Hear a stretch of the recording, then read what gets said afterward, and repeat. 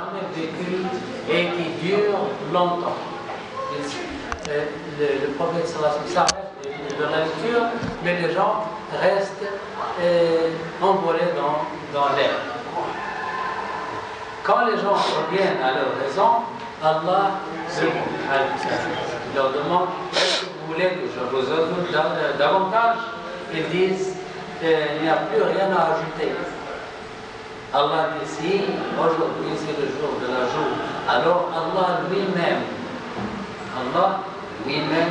commence à réciter le surah de l'An'am et ensuite le surah de Rahman. Et les gens oublient ce qui est déjà passé et vivent dans un état d'extase, un état de plaisir qui n'est jamais vu et qui dure très longtemps. Et puis, Allah dit aux habitants du paradis qui sont en réunion: ô habitants du paradis, est-ce que vous êtes contents et satisfaits?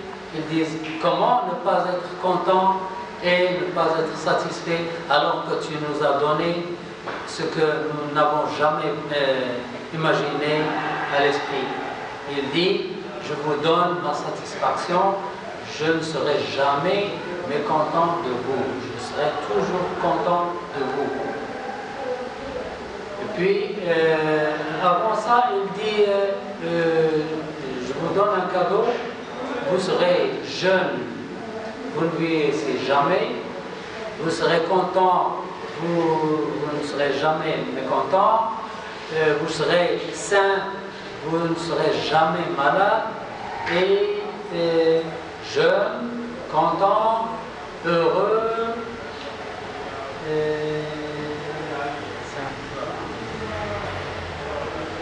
c'est un cadeau de la réunion. Alors, puis Allah dit: est-ce que vous voulez que je vous ajoute davantage de plaisir? Ils disent: il n'y a plus rien à ajouter. Allah dit: si, aujourd'hui c'est le jour de l'ajout, et on lève la voile et les gens regardent Allah. C'est le plus grand plaisir dans le paradis. Le plus grand plaisir, c'est le regard d'Allah subhanahu wa ta'ala. Et le prophète sallallahu alayhi wa sallam a dit: vous allez le regarder vraiment. Est-ce que il y avait la lune à ce temps-là? Il dit: regardez la lune. Est-ce que vous pouvez voir la lune? Ils disent: oui, bien sûr. Ils disent: vous allez regarder Allah comme vous regardez la lune. C'est-à-dire, c'est vrai, c'est 100% vrai. Quand les gens reviennent à leur raison après la vie d'Allah, Allah leur dit: levez-vous et visitez le marché. Le prophète sallallahu alayhi wa sallam a dit: au paradis, il y a un marché. Les gens y vont chaque vendredi. Chaque vendredi. Un vent du nord souffle et emporte le parfum à leur visage et leurs habits, et ils deviennent de plus en plus beaux. Quand ils retournent chez eux, chez leur famille, leurs femmes leur disent: par Allah, vous êtes devenus plus beaux et plus attirants. Et eux, ils leur disent: vous aussi, vous êtes devenus plus belles et plus attirantes. Et c'est la même chose chaque vendredi. Le reste des jours, ils passent la vie à se promener dans le paradis, à visiter les uns les autres, à discuter, etc. Et le vendredi, chaque vendredi, il y a une réunion avec Allah subhanahu wa ta'ala. Et la vue d'Allah dépend de l'action ou la piété de la personne dans ce monde vivant. Les prophètes le regardent très longtemps, les moins pieux regardent moins, jusqu'au dernier, ils le regardent comme l'éclair. Les fêtes du paradis, les fêtes des croyants au paradis sont les jours de la visite d'Allah. C'est une fête, c'est une grande fête. C'est le vendredi. Il leur bénit et leur permet de le regarder. Ils n'ont jamais eu un plaisir qu'ils aiment autant que la vie d'Allah. Chaque jour de fête dans ce monde est une fête au paradis. Ils visitent Allah qui apparaît pour eux. Le jour de vendredi est une fête qui s'appelle le jour de la joue, Yom al-Mazid. Pendant le fête et Adha, les gens visitent les uns les autres, y compris les femmes comme dans ce monde. Les plus proches d'Allah regardent Allah chaque jour, matin et soir, les autres selon leur grade, selon leur bienfait dans ce monde. Voilà, c'est la leçon.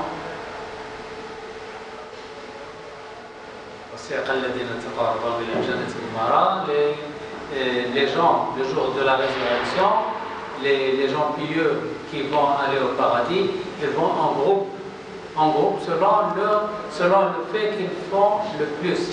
Les gens qui font beaucoup de salat vont en groupe, le groupe des gens qui font le salat, le groupe des gens qui font beaucoup de jeûnes, le groupe de gens qui dépensent beaucoup, qui donnent beaucoup de sadaqa, et ainsi de suite. Le groupe des gens qui ont de bonnes qualités, en groupe. Et les habitants de l'enfer, eux aussi, vont en groupe. Pour le paradis, le plus pieux prend le drapeau. Et celui qui fait le plus de salade prend le drapeau de la salade. Celui qui fait le plus de jeûne prend le drapeau du jeûne, et ainsi de suite. Les mécréants, celui qui fait le plus d'atrocités prend le drapeau. Et celui qui boit beaucoup de vin prend le drapeau du vin. Celui qui joue beaucoup de jeux de chance prend le drapeau et ainsi de suite. وسيق الذين كفروا إلى جهنم زمرا وسيق الذين اتقوا ربهم إلى الجنة زمرا. En groupe. Lorsque nous tous sommes est-ce que lorsqu'on entrera au paradis, est-ce que les Israfil, Mikaïl, eux aussi vont ressusciter, être au paradis, ou quand ils vont mourir, c'est fini, ils n'ont plus de tâches? Non, les gens, les anges n'iront ni au paradis ni à l'enfer. Il y a des anges qui sont créés pour travailler à l'enfer. Être à l'enfer pour eux n'est pas un châtiment, c'est un devoir qu'ils font. Il y a des anges qui sont au paradis. Être au paradis pour eux n'est pas une récompense, non, c'est un travail pour eux.